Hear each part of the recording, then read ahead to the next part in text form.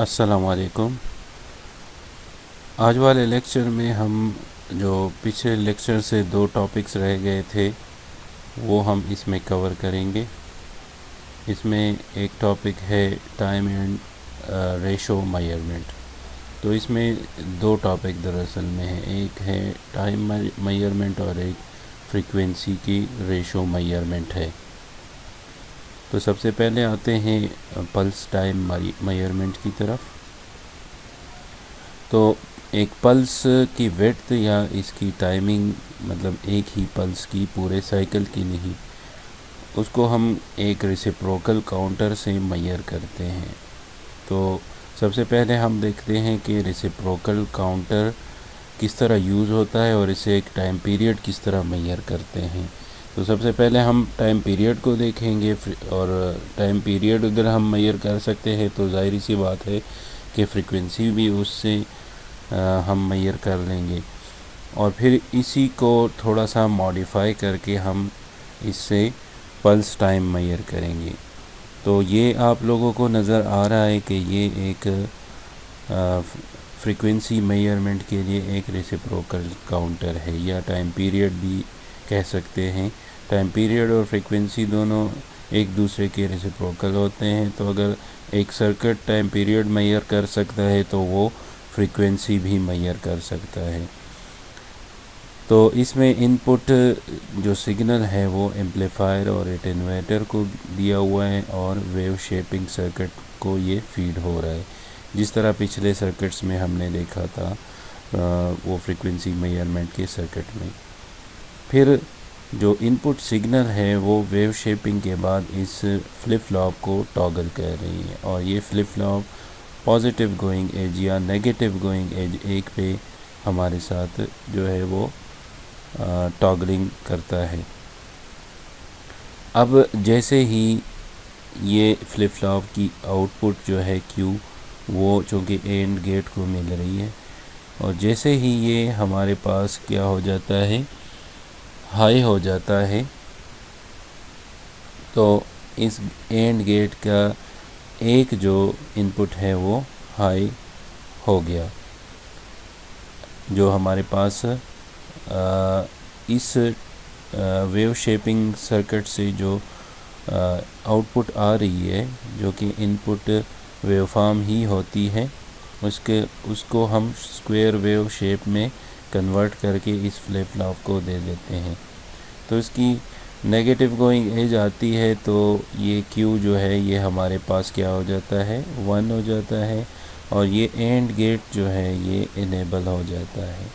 अब इसके दूसरे इनपुट पे टाइम बेस सिग्नल दिया हुआ है, जो एक 1 मेगाहर्ट्ज़ ऑसिलेटर से पल्सेस जनरेट हो रहे हैं, जिसकी फ्रीक्वेंसी है 1 मेगाहर्ट्ज़। तो एक इनपुट तो 1 है, और ये तब तक 1 रहेगा जब तक अगला जो नेगेटिव गोइंग एज है वो नहीं आता। तो ये एक कंप्लीट साइकिल हो गया। इस पॉइंट पे फ्लिप फ्लॉप की आउटपुट 1 हो गई, और इस नेगेटिव गोइंग एज पे फिर फ्लिप फ्लॉप की आउटपुट जो है वो 0 होगी, मतलब वो अपनी स्टेटस चेंज करेगा। ये एक पूरा साइकिल है इनपुट का। अब इस पूरे साइकिल में कितने जो पल्सेस हैं वो काउंट होते हैं, वो हम कैलकुलेट करके देख लेते हैं। तो ये पूरे साइकिल के लिए फ्लिप फ्लॉप जो है इसकी Q आउटपुट 1 रहेगी, और ये गेट इनेबल रहेगा। तो इसके दूसरे इनपुट पे जो पल्सेस हैं वो एंड गेट पास करता रहेगा, और काउंटर सर्किटरी जो है वो इसको काउंट करता रहेगा। अब ये किस तरह काउंट करता है, इसकी वैल्यू हम किस तरह कैलकुलेट करेंगे। तो उसके लिए लेट सपोज़ हमारे पास एक 100 हर्ट्ज़ फ्रीक्वेंसी वाला इनपुट आ रहा है, जिसको हमने मेजर करना है। तो इससे हमारे पास जो 1/100 हर्ट्ज़ है, इसका टाइम पीरियड हम निकाल लेते हैं 10 मिलीसेकंड, और साथ ही हम जो टाइम बेस सिग्नल है उसका टाइम पीरियड निकाल लेते हैं। वो 1 मेगाहर्ट्ज़ का सिग्नल है, तो उसका टाइम पीरियड 1 माइक्रो सेकंड आ गया। तो अगर हम इनपुट के जो टाइम पीरियड है उसको डिवाइड कर दें जो हमारे पास टाइम बेस सिग्नल है उसके टाइम पीरियड पे, तो हमारे पास नंबर ऑफ़ क्लॉक पल्सेस आ जाएंगी जो ये काउंटर काउंट करेगा। तो यहाँ पे n is equal to 10 millisecond divided by 1 microsecond is equal to 10,000। तो 10,000 पल्सेस जो है ये एंड गेट पास करके काउंटर सर्किटरी को भेज रहा है और काउंटर 10,000 पल्सेस जो है वो काउंट कर लेगा। अब ये 10,000 जो है ये हमारे पास इसके साथ माइक्रो सेकंड लगेगा और ये डिस्प्ले पे शो होगा। तो ये हमारे पास टाइम पीरियड है इस वाले इनपुट का टाइम पीरियड है जो 100 हर्ट्ज़ फ्रीक्वेंसी सिग्नल था। अब अगर हमने इससे फ्रीक्वेंसी निकालनी है तो ये 10,000 चूँकि टाइम पीरियड है इसका रेसिप्रोकल लेंगे, इन्वर्स लेंगे और इसको इन्वर्ट करके हम डिस्प्ले कराएंगे तो 100 हर्ट्ज़ फ्रीक्वेंसी हमें शो हो जाएगी। ये 10,000 माइक्रो सेकंड में होगा। तो ये था इस सर्किटरी से हम क्या कर रहे थे, टाइम पीरियड। और टाइम पीरियड क्या होता है, एक पूरे साइकिल का टाइम होता है, मतलब एक साइकिल जितना टाइम लेता है उसको टाइम पीरियड कहते हैं। अब हमने क्या करना है, हमने पल्स टाइम मेजर करना है, मतलब ये जो एक साइकिल है इसमें 2 पल्सेस आ रही है। तो हमने क्या करना है, इस पल्स का टाइम भी मेजर करना है, इस पल्स का टाइम भी मेजर करना है। तो इसके लिए मॉडिफिकेशन क्या करना होगी कि हमने इस फ्लिप फ्लॉप को टॉगल करना होगा, सिर्फ एक नेगेटिव या पॉजिटिव गोइंग एज पे नहीं, बल्कि इसको हम टॉगल करेंगे नेगेटिव गोइंग एज पे भी ये टॉगल करेगा और पॉजिटिव गोइंग एज पे भी ये टॉगल करेगा। तो हमारे पास क्या होगा, ये हर पल्स के बाद जो है ना ये अपनी स्टेटस चेंज करता रहेगा। तो इस एंड गेट से हमारे जो टाइम बेस सिग्नल है वो एक पल्स के दौरान जितने पल्सेस हमारे पास काउंटिंग सर्किटरी को पहुंचेंगी वो हमारे पास क्या शो करेगा, माइक्रो सेकंड में एक पल्स की जो विड्थ है या टाइम है वो शो करेगा। तो इस तरीके से हम एक पल्स का टाइम मेजर कर सकते हैं। अब आते हैं फ्रीक्वेंसी रेशो मेजरमेंट की तरफ। फ्रीक्वेंसी रेशो मेजरमेंट से मतलब हमारा है कि 2 फ्रीक्वेंसीज़ हैं उनके दरमियान हमने रेशो फाइंड करनी है कि एक फ्रीक्वेंसी दूसरे की निस्बत कितनी बड़ी है या कितनी छोटी है।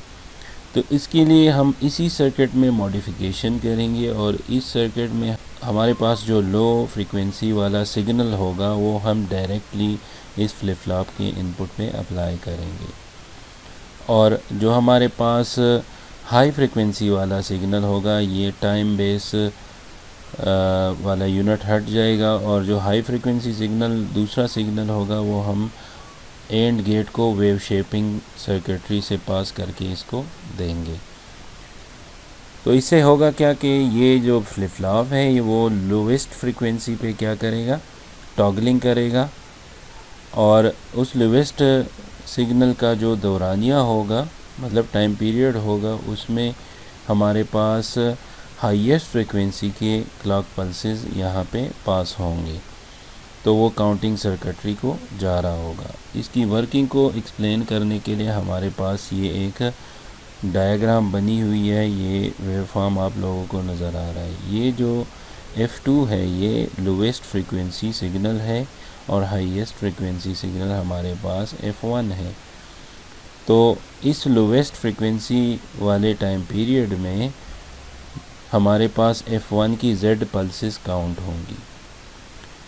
तो F2 कि एक साइकिल में हमारे पास F1 की कितने पल्सेस काउंट होंगी वही हमारे पास इनका रेशो है। लेट सपोज़ जो F1 है वो 100 टाइम ग्रेटर है F2 से, तो F2 के एक साइकिल में हमारे पास जो F1 है उसके 100 साइकिल्स हमारे पास क्या होंगी, काउंट होंगी। तो यहाँ पे क्या हो जाएगा, 100 डिवाइडेड बाय 1, तो 100 ही इन दोनों का रेशो है। तो ये सर्किट यूज़ करके हम दो जो सिग्नल्स हैं उनके दरमियान फ्रीक्वेंसी रेशो फाइंड कर सकते हैं, और हमें उसमें पता चलेगा कि एक सिग्नल दूसरे सिग्नल से कितने गुना बड़ा है, कितने टाइम्स बड़ा है, उसकी फ्रीक्वेंसी कितनी टाइम्स उससे ज़्यादा है।